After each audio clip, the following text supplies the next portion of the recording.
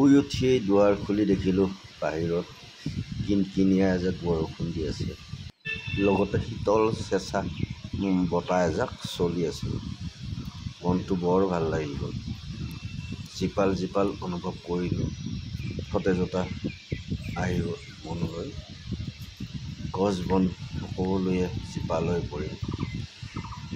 এই গছ বনবোৰ ধূলিময় হৈ বোকাময় হৈ আছিলে, দেখিব বগা বগা হৈ আছিলে, আৰু এতিয়া বৰষুণ জাক পাই কি লহপহ কৰি সেউজীয়া হৈ পৰিছে। এই মৰিচাবোৰেও লাহে লাহে মৰাৰ পিনেই আগবাঢ়িছিলে।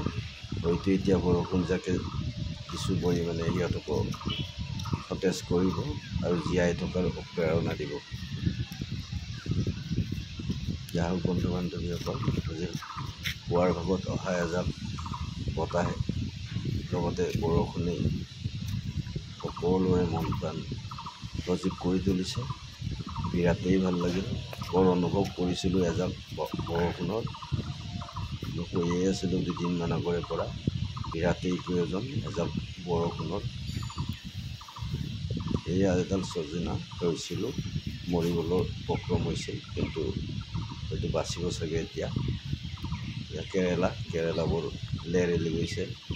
এই পুখুৰীত ফাট মেলিছিলে, হয়তো কিছু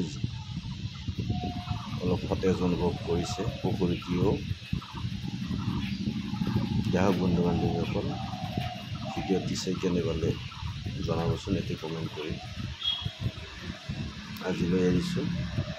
আন এক নতুন ভিডিঅ'ৰ সৈতে লগ পোৱাৰ আশাৰে। Bye bye.